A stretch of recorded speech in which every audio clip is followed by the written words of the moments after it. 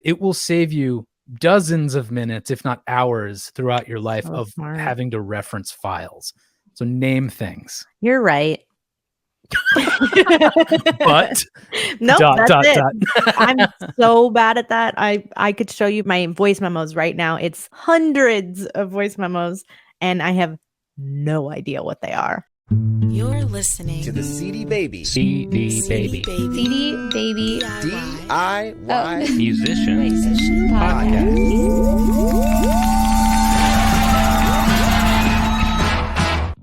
What's up, y'all? Welcome to episode 342 of the DIY Musician Podcast. My name's Chris Robley, and today Christina Cano and I will be on here talking about time as an instrument. Time as the thing that you need to carve out and pick up and use to the best of your ability when you are making music or when you're promoting your music. Because if you're anything like us, time is a scarce resource. It's our most valuable resource. So we want to make the most of it. So that's what this discussion is going to be about. What's happening? Hey, Chris, how you doing? Pretty good. I just returned from Maine Fiddle Camp, which was even better than last year. And my wife last year said, "Did you join a cult because you have an unnatural glow?" This solidifies my cult membership. I'm like, so cool that you're doing that. It was amazing. And you learned how to play the fiddle? Learned in quotes. I was a beginner fiddle student, and I could pick out the melodies very fast, but my technique is so atrocious. I have no idea what I'm doing with the bow, so like it's all squeaks. And what's the song that they like intro you with? Oh, it's like a bunch of fiddle tunes. So let's see, there's Bonnie Tammy, there's Steamboat Quickstep. I don't know if any of this stuff is familiar to you. A tune called The Wren. I'll just imagine it's like that's literally every song. It's just that. What's up in your life? Not much. Oh, that's not true. I have a new song coming out I'm very excited about. Sweet. In July. Yeah. And I haven't put out a new lyrical piece of work. Like, who does she think she is? I haven't put out a new lyrical single that wasn't an instrumental ambient album in a few years. So I'm very excited. But it's right now where I'm going to do all the artwork this weekend. And oh, nice. I'm thinking about renting a Corvette. Why rent one when you can just ask Midjourney or DALL-E to? I did try that. I actually did try it. I was very disappointed in what AI had to offer. So what did you try? Not that we're going to out a tool. Hey. I have no problem outing AI, but I tried a bunch of different prompts from like retro futuristic nighttime drive with a classic car, and it was all just garbage. And you can just tell that it's not real. Yeah. And also, I want to be in the car. So yeah, we're definitely in that moment of like everything is starting to look AI-ish, and it has like a particular sheen that's just. I live in the real world, baby. Well, to tie this into our conversation today, you haven't put out a song with lyrics and singing in it, probably for a lot of reasons, but one is finding the time, right? Finding the time. Yeah. So why are we talking about this? How to find time to make and promote your music? Well, not all of us have an abundance of time. Yeah, it's hard to find it. It's hard to make it.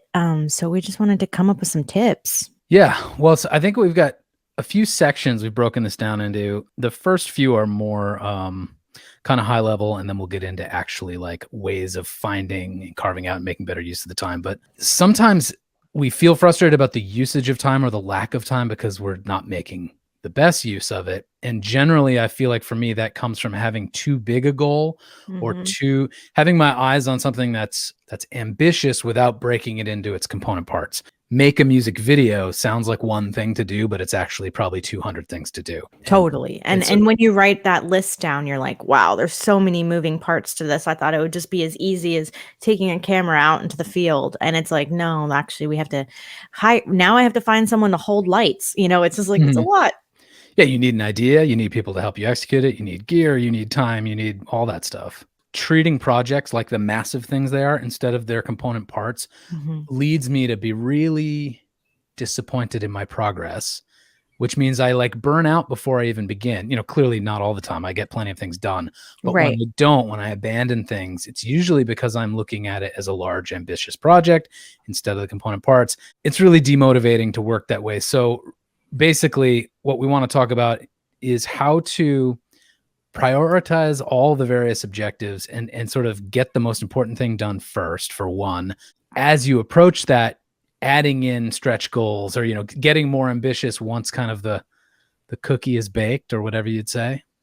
Yeah. And I mean, it's not just time spent on making music, but even promoting music or building out strategy. Like all of these things take mental space. It takes energy. It takes the ability to even sit down and have these thoughts, because there's so many responsibilities we all have on a daily basis, from family to jobs to our wellness to our just even everything else that we have to think about, like, have I done the dishes, blah, blah, blah. And it's really hard to just sit down and focus and have that space when, I don't know about you, but for me, like my musical creativity was born out of being a teenager with absolutely no responsibility that would stay up until 3 a.m. and just write and just freaking free flow. Yep. And then what happens? You grow up and you still have this passion, you still have this journey. And now, if anything, you've really buckled down with it, but you have less time, less space, less ability to really like spend to that like endless 3 a.m. thing, because you have to wake up or you have kids or whatever. I think when people talk about this topic over the past few years, they quote that book Atomic Habits a lot, but they quote it for a good reason. The book is this fascinating study of how you can make incremental progress by doing something small more often. So that's another thing I wanted to address, is that if you can't, for whatever reason, say, hey, we're going to go for 4 days into the recording studio, maybe all you have is 5 minutes a day to record in your bedroom, right? And that sounds ridiculous. What can you get done in 5 minutes? But if you literally commit to 5 minutes every single day, by the end of the year, that's 30 hours or something, which may be the equivalent or even more than you would have booked in the studio. So it is possible to get the same results. And also, if you make the daily habit of it, you'll be learning how to tackle sort of repeating problems to the point where you remove them and you get more productive within that tiny amount of time. So yeah, don't approach this like you need to have your perfect, it all needs to be amazing and perfect to get recognizable progress. Yeah. And I'm definitely one of those people that has a physical planner, a desk planner, a wall calendar, 2 calendars on, like a Google calendar, and then also an Outlook calendar. And I try to time manage myself, and it always goes, and a notepad, actually, like on Notes app. I have my checklist for what I'm going to do the next day. Never goes to plan. It always fails. I never am able to do absolutely everything on that checklist or get everything done in the time frame that I time managed and blocked off. But the like simple act of me trying to prioritize these things, I think, has helped over the years sort of put the time in. Maybe the problem is that you have all those different calendars and you need to consolidate them. I can't. Because no matter what, wherever I am, I'm going to need something to write down. And if it's not available, if I don't have my phone or if I don't have my planner. So like essentially you're talking about project management, which is the next topic we want to discuss. And it's weird to think about songwriting as a project that needs to be managed. You don't have to be like in corporate America to care about this stuff. Essentially, it's just how to make the best of your time and stay inspired. And so one thing is, like we said, break these big projects into smaller achievable tasks. And that may mean you've got a song that's half finished and you need to work on that. So just commit to working on finishing the chord changes. Okay, that's done. Great. Next day, work on the lyrics. Yes. I think that's one of the most amazing things that I've seen happen in a studio, which is when you have somebody that's really good at this project management aspect, and they have it all broken down into sticky notes or into, on the whiteboard. And they say, today, we're not working on the whole song. We don't need to finish the whole song today, but we're just going to work on bass parts. And there's something about that so simple, of course, like why not just go in and work on this one thing? But we often sort of look at the mountain and think I need to climb that whole thing, and not think, well, actually I can just sort of take my time and get there. And I'll expend less energy, but get more progress. Yeah. So I think it's good to start by breaking down all those component parts. And you mentioned an album. It's like, not only is that writing songs, recording songs, finishing the arrangements, then you need, a track list, you need album art, you need all this stuff. Just write it out. It might be a list of 100 things long, and then you're like, oh crap, that's a lot of work. But guess what? Now you have your deadlines, your checklists. And I said deadlines. Another thing is put a deadline on it. The lyrics to this song need to be finished by next Tuesday. Album art has to be done in 3 months, whatever it is. Then you've got your whole path sort of scripted. And there's a lot of really great tools that you can use. Chris and I are also part of a team, and we use tools just to project manage the podcast or to project manage other things that we're doing at CD Baby. Some of those tools are Trello. That's a really great one if you just need a visual board to keep notes. I've used that with CD Baby. I've used that with my music. I've used that to plan my wedding. I use that to, for albums. I've used that for PR. Like every team that I've ever worked on has used it because it's basically a digital sticky notes board, and that you can also leave comments. So maybe you and your band, or you and your producer, or you and your audio engineer have a shared board, and you're able to say, here are all the things that need to get done. And then maybe you can make notes like, you know what, actually, we can't work on this until, et cetera, et cetera. And then there's Asana, which have you used that more? I have, yeah. Asana and Monday are, similar to Trello. They're just project management tools. And I think if people are kind of intimidated to jump into any of that, they could even just manage this with some Google Suite, Google Sheets, Google Docs, as long as it's, managed in a way where it doesn't get all just clutter. And we just started using Miro, which is an interesting tool. We just started using that. We've been using it for a while. I just started accepting that it was something we were using. You finally welcomed it into your heart. I finally welcomed it in after a session that we did yesterday, a brainstorm session where I was like, oh, I see now how this works. And this is actually very helpful. But anyway, all these things, they sound dry. They sound very corporate, but they're not. They're really acceptable tools for the creation process. And I think reevaluating your music creation or your music marketing strategy, all of that as a project sometimes really does help sort of alleviate the creative overwhelmingness of it, and to just say, you know what, there is a creative process, but it needs to be managed, and I can do that step by step. Yeah, one of the nice things about Trello and Asana and those tools is not only do you put in a deadline, like I said, but you can also assign tasks. So great, if you're having a designer do your album cover, that you would assign that task to that person, but you should also be assigning things to yourself to kind of keep you on track. And then what that also allows you to do is track what's called blockers. A blocker would just be anything that's preventing you from making progress on the next thing. So maybe you can't, design your Facebook header image or something until your album artwork is done. Well, now you know what the blocker is. It's your designer's delayed, so you can nudge them or whatever. There's lots of ways things can get delayed because one small thing isn't done. So keeping track of that and prioritizing the thing that needs to be fixed, finished, or whatever before everyone else can move on is really important. Sometimes sacrificing your big ideas has to happen. I've had this conversation with a lot of artists when we're creating a release strategy, and they say, well, I really don't want to finish this album until this banjo player comes in, and I can't get him to come in. I can't get him to set up a day. I've tried for months and months, and the banjo player just can't make it. And I say, okay, well, do you really need banjo? And you know what? Sometimes they don't. And sometimes they really do. And that's fine. But it's enough to ask them, is there anyone else that you can hire to fill in this part? Or do we really need it? So, I've had a conversation with an artist recently that had ideas about what they wanted with their album art, and they started working with graphic designers. Graphic designers just weren't figuring it out. And I said, why don't you just sketch it out? And they did. And now that's their album art, is the sketch. So you're able to cut sort of the middleman out sometimes, or just cut out the big idea that you've had that's just been sitting there. Like, I've always want horns and violins and strings and like huge, huge, huge arrangements. But sometimes it's just a single, girl, let's just get it over with and get it out, so well, yeah, not to say it's like compromise, but really evaluate what's necessary. I think kind of what you're talking about maps onto the process, like a sprint process, which is sort of a techie development term for like, okay, we're going to make a concerted effort on this small aspect of something, whatever they're working on, and let's give ourselves 2 weeks, let's say, and we'll work on that one thing for those 2 weeks. And at the end of it, we'll assess where we're at. And maybe the project's not done.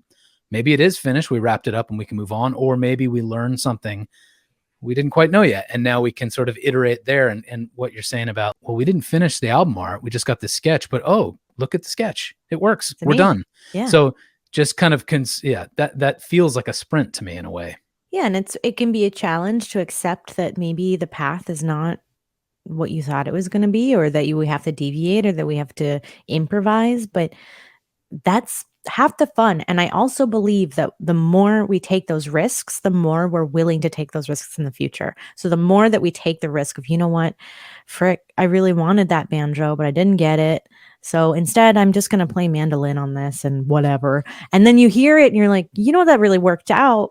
You're more willing in the future to say, yeah, who needs banjo? Let's try something else. And those, you're more, you're exercising that muscle. Before we go on to the next section, I know you had something about Stephen King that you wanted to say. Oh, yeah. What's that all about?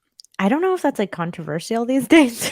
I don't know who is controversial. Oh, is he been canceled? I don't even know. I don't think he's canceled. I just think maybe like not everybody's agreeing on Stephen King. Who cares? All that to say, and you know what? Send me an email if you're upset about me talking about Stephen King. I remember hearing this years and years ago, and it has stuck with me ever since. Just the idea that Stephen King wakes up every morning and writes something like 5 pages a day or 20 pages a day. This is the first thing he does when he wakes up.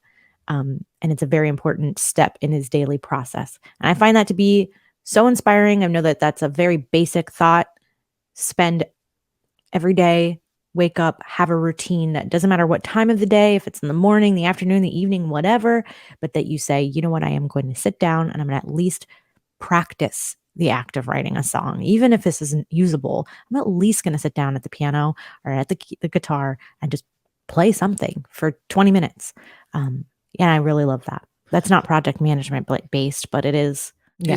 It speaks to something I admire, but have never been particularly good at, which is time blocking, you know, where it's like someone's day is like 9 to 10 is my email response time. If I don't respond, then I will not open my email for the rest of the day, because then from whatever 10 to 11 is I go for a run. And then 11 to 12 is when I make music. And then 12, whatever. It's just like every minute of their day is sort of spoken for in advance. And which is insane. That is maniacally insane. I have tried, again, I have 20 different planners. I've tried to do this. I've done it per the suggestion of previous bosses. Can't do it, bro. But I try. That's all that matters to me, is that I'm trying to improve every day. Well, it's all well and good time blocking everything up until your boss is the one who's nagging you to do something at a different time than you've scheduled for it. And then like everything goes out the window. Amen, brother. So a few more things before we get into a long list of very specific things is on top of time blocking, it's okay for things to move in seasons. So I know people who both set aside time every day to create music and to promote music. You know, maybe it's an hour a day on each or whatever, and they go through their entire year with that balance. I think that's perfectly fine if you can manage that. But if you're more like, this is my month or two of making and writing and recording, and then I'll promote it after it's done, that's cool too. As long as you're finding a balance, you're finding a rhythm, and finding the time to do it. And then one other thing, having quick access to the tools you need. So like you were saying, you have all these different calendars, but like for me, it's like your phone should have voice memos, notes, Keynote, Asana, Google, anything that you need throughout your life to sort of leave messages for yourself or to even do recording. Have it with you, maybe unless you're in the woods at a fiddle camp for a week, which was also very nice. But I bet it was so nice to unplug. Yeah. Although you notice I did do a photo dump on Instagram afterwards. So, well, yeah, I think having all those tools accessible, or at least having a primary notebook. Having a notebook is such an underutilized tool. And we used to have it every single day, and something happened. We got our phones and we stopped having one. But I find that having a notebook is very, very helpful. Even if it is, my notebook is sort of my planner / notebook. So I have the ability to also do my time blocking and all that stuff and have the really boring stuff on one side, but also have my notes on the other. And I find that to be the most useful of tools. So simple. Notebook. That reminded me of a thing that's not on our long list, but maybe we should just jump into that list. When I leave notes for myself in the notes program on my phone, or when I do a voice memo, I'm very bad about naming it, especially me voice. too. And mine are all like 14th Street. yeah. And then so at the end of, several years, you have hundreds or thousands of these things that are hard to reference, You except have to guess. Like, I think it was August of 2020 when I wrote that hook for that one song. yeah. I mean, with notes, it's easier because they have the search function, so you can at least find some reference text. But with voice memos, all this to say, take the literally 5 seconds at the end of your burst of inspiration to name the thing, because this probably sounds ridiculous. It will save you dozens of minutes, if not hours, throughout your life of having to reference files. So name things. You're right. But nope, that's it. I'm so bad at that. I could show you my notes, my voice memos right now. It's hundreds of voice memos, and I have no idea what they are. I just know if I'm stuck, I can go in there and listen to something and be like, oh, right, there's an idea. I mean, I guess it's sort of a wandering magic of rediscovery there, but let's see, what's first on your list of how to create time out of thin air? The biggest one for me, this one goes out to the promo people, the people that are like, I have my album's done. I've done all the creative work. I really don't have the time to promote this or to think about it or to go down my list of how to market it, et cetera, et cetera. These people, I get you. I feel you. I hear you. I see you. I get it. But like we're talking about, if you have a list of 100 things that need to happen to promote this album, you don't need to do all 100 things in one day. Setting a strategy is the most important thing you can do.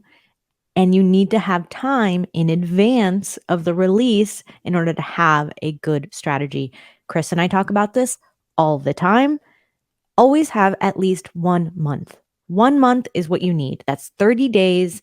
That's 30 hours that you can work on this. If you give yourself an hour, it's 15 hours if you only have half an hour each day.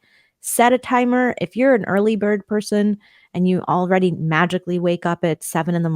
like a freak, or 5 like a real freak, like you're in LA and you have to go to the gym at 5 every morning like a weirdo, then cool, good for you. You've got that down. Set your alarm for 4:30 and spend that half an hour getting through one thing. One thing will be off your list and you will feel so relieved. And chances are you probably can get through more than one thing. And these things seem so challenging. You think, oh, I have to make a video for social media, or I have to map out a plan for the month for social media, all these things. I don't want to have to do this. Well, the not wanting to have to do it part takes more time than the actually just doing it part. So I have a trainer, a physical trainer, and she always says, you don't have to like it. You just have to do it. And it's the best advice I've ever received. And I think about that whenever I have to set an alarm to wake up a little earlier to work on something, or set a timer for lunch. You're going to get through half of your lunch is going to be dedicated to this, or maybe you're going to go to bed a half an hour later. Whatever it is, whatever time of day your brain is functioning. That's my advice. Yeah, so I'm realizing that a lot of this, what we're going to talk about, is sort of habit forming stuff, behaviors, which I know for various people can be varying levels of difficult to create new habits. And I think it's probably difficult for everyone. So I like that saying of like, you don't have to love it, you just have to do it, or whatever it was. And it doesn't have to be forever. If it's a album release that you're trying, single release or whatever that you're trying to get through, and you just know that you're not going to have time in the day to do it, and you have to set an alarm a half an hour early each day for 30 days, first of all, chances are you might start forming that habit after 30 days. A lot can happen in 30 days, but you don't have to. You can be done with it when you're done with it, So it's not like we're saying from now on, you have to be a freak that wakes up at 4:30 in the morning to write your pages. That's not what we're saying. We're saying if you have work that needs to get done, that 30 minutes of extra sleep, maybe that's very important to you. And sure, have it. But find it somewhere. It's there. I get a thing in my phone every Sunday that tells me how much time I'm wasting a day looking at my phone. It's getting worse. And it's upsetting. So, Well, my first bit of advice, it maybe sounds counter to that one, but it's basically to not neglect good sleep. And important. I know if I want time that's entirely mine, that is like sort of guaranteed to be uninterrupted, I have to wake up about an hour before my family gets up, because once Mhm. my daughter's up and it's like the rush to get her to Right. school and all this stuff, it's not always chaos, but I can't control the time. So I have to wake up at least an hour early. And in order for that hour to be impactful, I hate that word, to to be productive, I can't also be burning the candle at the other end and going to bed later. Um, First, because the late hours I'm spending will probably not be productive either, because I'm tired and unfocused.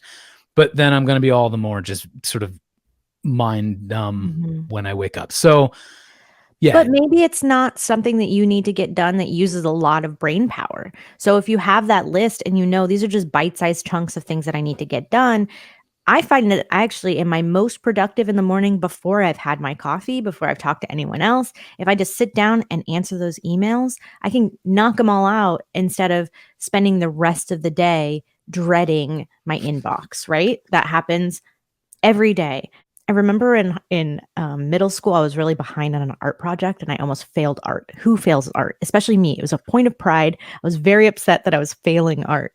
And my mom would make me wake up at 5 in the morning to spend that extra hour in the morning finishing this art project. And to be fair, it was a really hard art project for middle schoolers. It was too much for children.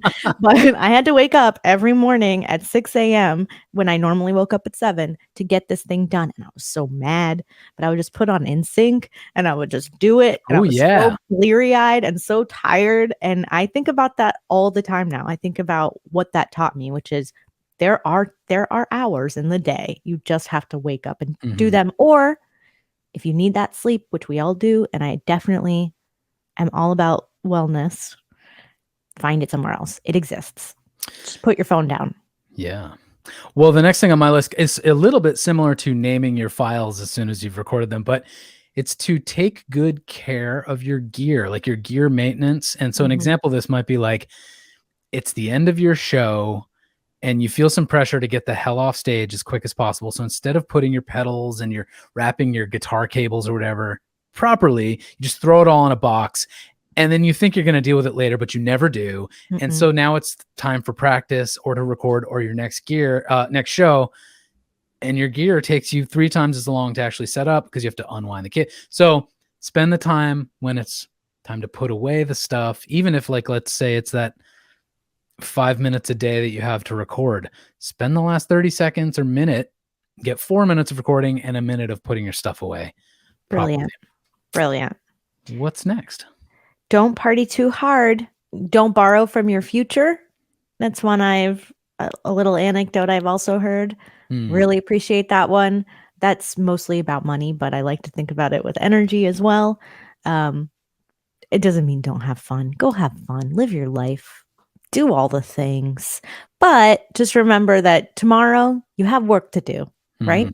So be smart about how you use your energy and think about the things that give you more energy. Go for a walk. Oh, that was actually my number one. My number one Go for a is walk. sometimes if you are just like, I can't, the mountain is too high. I don't even want to climb that mountain to get to this other side of this project. Go for a walk. It is the best use of time I have every day because I end up spending most of that time like decluttering my brain. And even bonus, if you go for a walk with a friend or a partner or a collaborator and declutter, get it all out and physical movement or whatever you can do. If you can't walk, go outside. Something that you can do that'll get you out of whatever the spaces that you're in that's getting you stuck. Mhm. We talked about collaborators going on walks. So that's just another sort of obvious one, is to collaborate, Mhm. to delegate, or to outsource. Like, you don't have to do everything No. yourself. And the more uh, creative buy-in you have from collaborators, the more of this sort of heavy lifting they might do. If you can delegate to bandmates, you should definitely do that. And then as far as outsourcing goes, like, I guess someone else hiring a designer is a form of that, but it could also be with your merch fulfillment. Like, if you're at the point where it makes sense to have a merch fulfillment service ship stuff off for you rather than you running to the post office, definitely seek out those sorts of things. There's also, like, we've mentioned Printful or print on demand services a lot that will ship things for you. There's a trade-off in that you'll make less money because they're handling that. But, depending on where you're at, time may be more important to you than money. So consider ways in which other people can do the work. Another option is, this is going to be controversial, stop watching Netflix or playing video games. Those are fun things to do. But if you need 30 minutes out of your day, that could be where it's stealing your time. I know, like in the past when we've discussed a subject like this, Kevin used to always say, like, I'll watch things, and at the end of my night, I'm like, is this what I want to do with my life? And that phrase always sticks with me. Like, plenty of times I'm happy to sit and watch Ted Lasso or whatever with my wife, and like, it's a good way to just relax. But then there's times when you get into that habit instead of doing the things that literally you want to shape your life around, like recording or. I know. And then I think, like, is this what I wanted? That phrase that he, uttered stuck with me. I watch TV every single night. It's after dinner, and we'll sit there and we'll spend 3, 4 hours, 5 hours watching, binging or whatever. And I don't know when we started this habit. I don't know when I started this habit where this is what I do every single night, but it's so much wasted time. It doesn't mean that I can't get up and go do something else. I just don't. And so I think that even if it's a sprint, like we've talked about, if it's a 30-day sprint to get to the end of this project marathon, and just say, you know what, for 30 days, I'm not going to watch Netflix after dinner every night. I'm going to go sit down and try and play something, or just journal. It may make a difference. Well, I have a bold solution for that problem, which is to literally unplug your TV or unplug the Apple TV from your TV or whatever. Cancel your subscriptions. Like, you watch it on my computer. It's so upsetting. I don't know. I mean, I think, like, if it's that much of a problem, like, just cancel your subscriptions. Yeah, I know. That's a great idea. Put your video game system away. And I know there's similar tools for social media. Like, you can have one of those apps that, like, sort of shuts your device off during certain hours or after a certain amount of doom scrolling. And there's timers and blockers. Yeah. We used to have back in the day, my family had a box. I think that now it's just built into your TV, but it was a box so that the kids couldn't watch TV past like 60 minutes a day. And we all had our own login. So we all had different allotted time that we were allowed on the TV until my younger brother figured out how to hack it. I mean, he was 7 years old. He figured out how to hack that thing immediately. But you can get that on your phone. I definitely have one on my phone that says I can't look at Instagram for more than an hour a day. And it's upsetting how often I go over it. Well, another thing I think people could do is there's this thing called habit stacking. Have you heard of that? Where, like, you've got stuff you don't want to do, like your chores or wash the dishes or whatever. But if you can simultaneously do something you do enjoy, like listen to a podcast or think about songwriting or whatever, or you don't allow yourself to do the fun thing until the bad thing is done, then suddenly this annoying aspect of your day becomes part of your reward system. Right.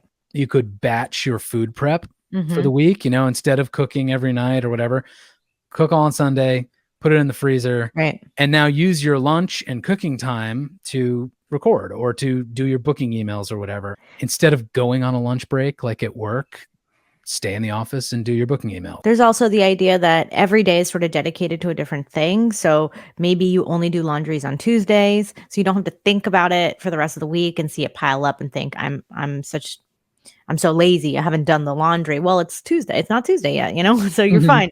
But that also applies to the work, to the music, or so say, you know what, I only think about bass parts on Tuesday. That's when I'll think about building that part of this song, or that's when I only edit on Saturdays and Sundays. Sort of having this thing at least built out for a project. And then I'm just going to go ahead. You wrote down commuting as a means to record or do TikToks. I'm just going to say no, Chris. as a driving safety. Please don't do that. Please don't record TikToks when you're driving. Are you crazy?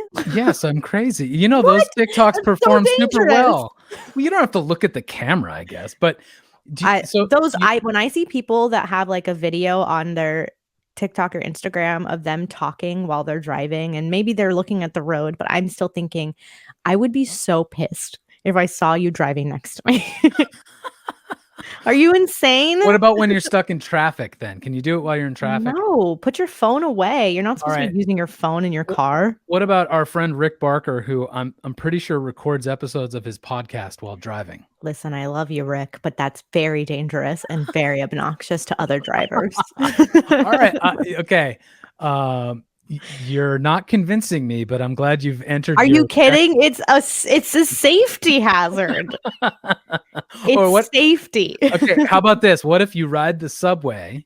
Okay, that's or a bus, fine. And then obviously you don't want to be probably shooting TikToks or recording podcasts in public, but you could bring an iPad that has GarageBand or Logic or something on it and get some recording done while you're commuting. That's fine. That's not putting anyone at risk. Okay. I think that's a great use of your time if that's the kind of commuter you are, or if someone else is driving the car, sure, that's fine. But I think putting the phone up there and doing a recording is insane. Okay, forget about video. What about an audio podcast if it's earbuds? Where's your focus? It should be on the road. But what if I'm listening to a podcast? Okay, my focus is... That's fair. That's fine. You can do your research in the car. You can listen to podcasts. You can have a phone call, but your focus should be driving, bro. All right. Okay. I'll give that point to you. Okay. One thing that I have done in my life quite a bit to make music happen at all is to double up on travel that is for either family or work purposes and then my own music. So, it's kind of like a subsidized vacation in a way, or when I would travel for work out to Oregon, I would always book gigs with my band or recording studio time or both. And so it was like work all day, music all night, pretty much every day of the trip. You and I have gone to like Folk Alliance and booked a studio one night, just any chance to sort of double purpose your trips, because then you're saving cost, and a lot of that stuff for me was never going to get done if I didn't do it during some kind of work trip or vacation. Other things, like if you are in a rehearsal and you need to create something, everybody's like playing, I don't know. There's always a point in my band practices where everyone just start playing disco, and that's super fun, but then it would turn into like hard rock, and then I'd be like checked out. And so it's okay to just go sit down and say, while you guys are doing this, I'm just going to start working on a little bit of this marketing plan. Or while you have everyone gathered together for a rehearsal, make that your time to create like a music video or a performance video or content. Yeah. This is a tip for the parents out there who are like at their kids' sports games for the, 5th time that week. It's okay to like not be screaming at the team 100% of the time. You probably shouldn't be doing that anyways, but have your phone, have any of these little tasks that you can do. I'm not saying check out and be a bad parent, but if your life is already wrapped up in being a taxi and coach and whatever cheerleader for your kid, like you're allowed to take some of that time back for yourself. Sure. That seems like checking out, but I also understand what you're saying. This is my judgment from not a parent, so I can't judge. Oh, speaking of Rick Barker, one thing we have on the list here is backyard AMAs and like walking the dog or your daily jog. Those may be times when you could do your quick little like vertical video. Hey, I'm on Instagram Live. Let's chat. And I know Rick used to do like I'm in my back patio smoking a cigar. Let's talk. And love that. Yeah. I also love a walk and talk. Take a meeting while on a walk. You're getting 2 things done. You need your exercise for the day and you need to have this meeting. Take it on the walk. I just did that with you yesterday. It's my favorite way. Also, I find that I think better if I'm outside. I'm not in my house. I'm not in my desk. Sometimes I just think better, or I'm able to communicate when I'm in the backyard, So I don't actually have a backyard. It's a parking lot. You have a beach a block from your house. I have a beach a few blocks from my house, yeah. One other thing I like to do occasionally when I remember to do it is to video while I'm recording. So it might be like just in my bedroom. Oh, yeah, okay. Doing an acoustic guitar take. Like, just take some video. When you switch to vocals, take some video. It might not literally be the final take that you keep for the mix, but it's when you get enough of the footage, it's enough to make like a performance video or an in the studio video. So just double purpose that time as well. There are also a lot of automating tools that you could use. Hootsuite. I love Buffer for social media automation. So you create a bunch of content up front, and then you're able to schedule out the month. That's honestly, to me, the best time-saving tool there is. Basically, you're not spending every day thinking, oh, I should probably post something. What is it going to be? I guess I'll open up Canva and try and build something, and I have to look at Instagram and see what people are doing today. That takes so much time. And again, setting a strategy and having all this stuff ready to go at your disposal and having it planned out and then scheduled out so that automatically just updates your social media for you. Game changer. That takes like 2 hours to do that, to schedule it out, to build the content. If you're maybe 2 is a little low, but you know what I'm saying? It takes a few hours to do that, and then you're saving yourself a month. Speaking of spending a lot of time up front to get in a process that will save you a lot of time, there's this thing called Zapier, or some people call it Zapier. It's basically this like super sophisticated network of apps that are not all owned by the same company. You know, it might be Meta, Instagram, Facebook, Google stuff, Squarespace, MailChimp, you know, all these sort of disparate parts of your tech stack, you know, just tools you use. And they don't all naturally talk to each other or integrate with each other. So you can use Zapier as this thing in between that does all the kind of relay race running around. So when an action happens, let's say on MailChimp or whatever, you can say, hey, also note this in a Google spreadsheet. And then while you do that, make sure that triggers this thing on Twitter or whatever. So very sophisticated automation across many, many apps. So check that out. Another thing that's really helpful is templatizing. So I experienced this morning already. I have a new single. I'm really excited about it. I haven't done the artwork yet. I haven't even done the photo shoot yet so that I know what it's going to look like. But I wanted to make something to post on the internet that let people know it was coming out. By doing that, I was already sacrificing the future. I was saying, oh, I don't care. I'm just going to put something out. And I wasn't thinking about, well, will this be consistent? Will this be, you know, will this look like what I haven't even created the visual for this yet, but I'm putting something out. It's a waste of time. That was a waste of 30 minutes this morning looking at Canva and thinking, what can I do that sort of seems like what I might do in the future? So don't waste your time there. Instead, templatize. Wait until you have a vision and then start building out a deck. Make a deck that looks like what you want this release to look like, world build, make it look similar, build your, what will your reels look like? What will your TikToks vibe be like? What will your email template look like? Build out templates in advance so that you can have everything ready to go. And I think not wasting time on sort of frivolous posting or frivolous content creation will save you time. Yeah, and I think I do this a lot with there's an app called Prequel, which adds sort of filters and vibes to video and pictures, as well as in like CapCut. Like I have my favorite font in CapCut. It's like I'm just going to stick with that for everything. Same thing with Prequel. I've got my few settings I always choose. Do you know who Ethan Gruska is? It's a songwriter I really like. So far, all of his albums have had the exact same template, I would say, with a different sort of photo in the center of it. I love that. I'm like, I love that. I don't hold it against his music at all that they're very samey. I actually like it starts creating this vibe that I come to appreciate. So and takes the guesswork out. Yeah, imagine how much time you would save yourself if every album had to conform to, you know, several sets of rules.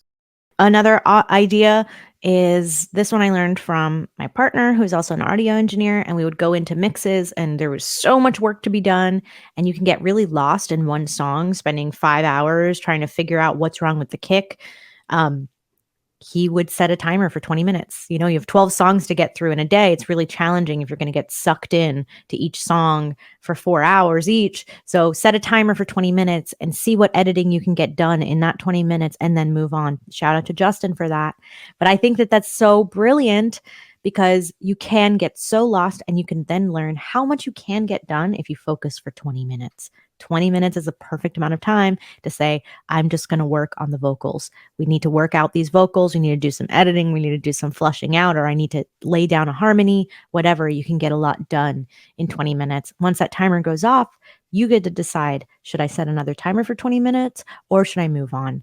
And sometimes moving on is the best way to clear your brain and then come back to it later. So I really love that one, whether it's project files, whether it's recording, whether it's writing. This can really work with writing if you're stuck trying to get through 3 songs for an EP or something. It might be time to move away after 20 minutes and come back to it later when you have more time. I wonder if the thing I was thinking of is the same as that or the opposite of that. You can tell me in a sec. But what I'm thinking about is similar to how you'd batch create content. It's like when you're in a flow, to stay in that sort of specialty across many projects. So one example is like, there are days when I'm in the studio and feel really, really good at the electric guitar. It's like ideas are coming to me, my fingers are working. And like, that might be the time to go through every song in the recording session and do my solos and lead lines or whatever. And so even though that might be a pain for the engineer to be jumping between sessions every 10 or 60 minutes or whatever it is, I'm in the zone. So I want to stay there while I have that kind of confidence. Yeah. So I've also done the same thing as like when I apply motion to certain music videos, I never remember how to do that. So it's like, oh, I always have to like watch a YouTube video again. And so when I'm reminded of it and kind of climbing the learning curve again, it's like, oh, I'll just do this effect now for these 2 or 3 videos that I'm working on while I remember. So it's kind of like specializing. Yeah. I think that these are all sort of sprints, brain sprints that we're talking about. We're saying, let's get a bunch done in the little amount of time that we have. But it's also a matter of how to clear the slate so that you have the emotional or the mental energy to think about something else. And when you're talking about multiple projects at once, this is a great example for that. You know, you can have 30 mental tabs open, but you don't have to think about all of them at once. What will happen is you'll get brain overload and you'll just say, F it, and you'll close your computer and you'll walk away and you'll never come back to it, right? So saying, I'm going to get through all 30 tabs today, but I'm going to set a timer for how much time I spend on each one of these things. It doesn't mean I'm going to finish it, but I'm at least going to make progress. And I think that that's a great way to look at it. Well, the last thing we have to talk about before we wrap up is creative challenges, which I feel like are kind of inspirational sprints. I know you love these things. You know, I love these things. I think we did a whole podcast episode about it. Songwriting sprints are my favorite way to get music made. I think every single release I've had has had at least 1 or 2 songs that come from these. There's FAWM. I just released a whole album in March that I wrote in February. And it was because February album writing month, the idea is every other day you're done with a song. So you have 14 songs at the end of the month. You may not use all of them. It's enough for an EP. Maybe you just have 1 song that comes out of that. You're really proud of yourself. There's the 60 song game, which is my favorite. And I might host one soon, Chris. Okay. Which is where you write a song every single day for 60 days. Usually have 1 day off a week. It's so brilliant. You really, really learn how to find the time. This is actually, I think this podcast episode is useful for that game and vice versa. You, by the end of this challenge, find that you go into it thinking there's no way I'm going to be able to do this. I have 2 jobs, I have kids, et cetera, but you find the time. The other thing is, if you don't have 60 days to do that, is the 12-hour song game. That's one of my personal favorites. You wake up at 7, you block out a day, wake up at 7, start writing at 7, and by 7 p.m., you're supposed to have 20 songs in 12 hours. 20?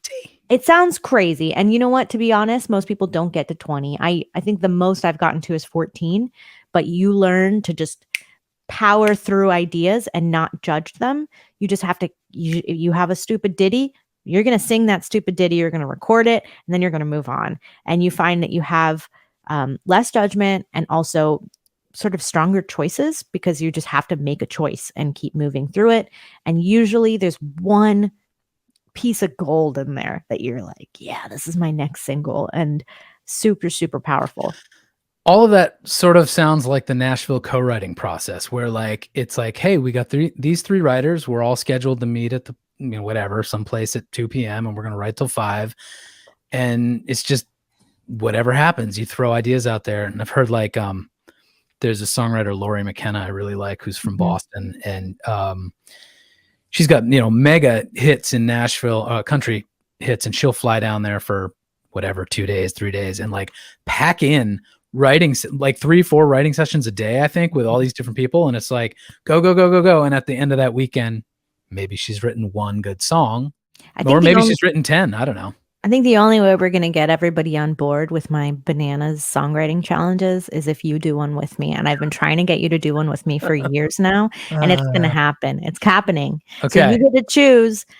Do you want to do this for 60 do? days, or do you want to do this for 30 days, or do you want to do this for 12 hours? So it's your choice, Chris, but you're going to have to do it. Well, I always ask you the same question. Can I just submit a bunch of my hundreds of songs I've never recorded? They have to be all brand new. Exercise. You have to do it that day.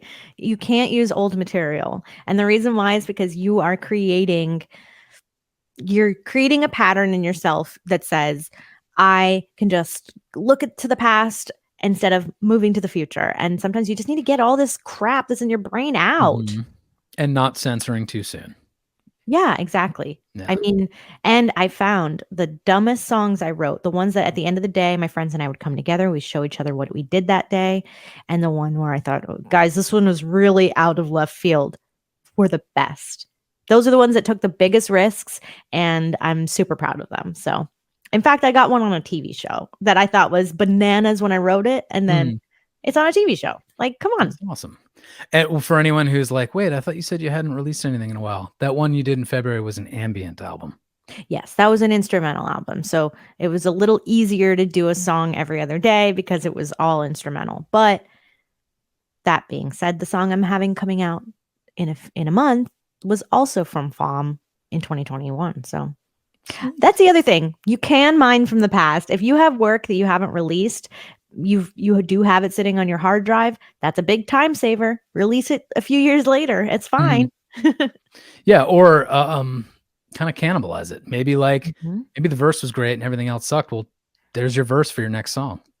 Yeah. I just went through some project files recently and I thought, I hate the lyrics of the song and I hate the melody, but the track is great. Good production. Did you just wipe it and start building on top of the track? Yeah. Sweet. Stoked. Well, the last thing I want to say in this whole discussion is to not even pause, but allow yourself to feel a sense of accomplishment from checking things off the list.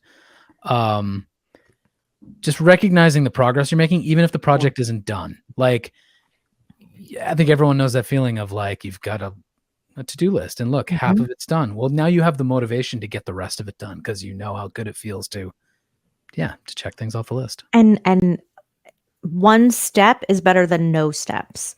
And often in this craft, it's like, it feels like 5 steps forward, 20 steps backwards, but at least you went somewhere, So it's better to at least try to do something today that'll help you out tomorrow. And you know what? If you don't, you're fine. There's no failure there.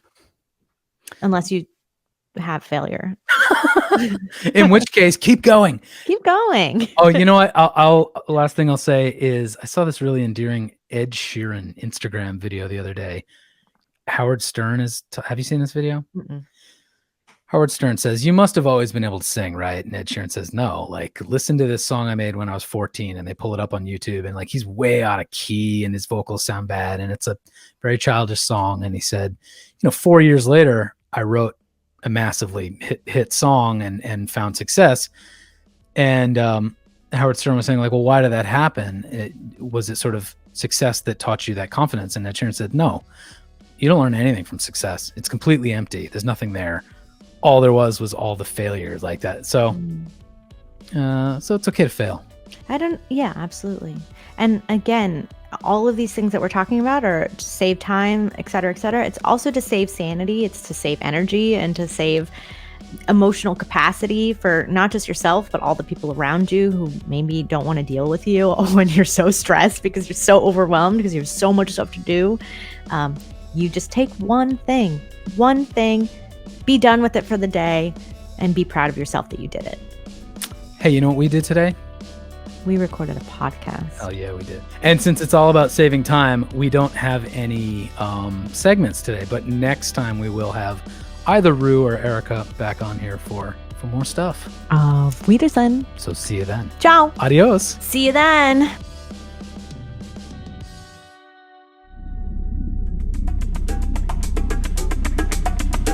You've been listening to the CD Baby DIY Musician Podcast, broadcasting from Portland, Oregon, USA.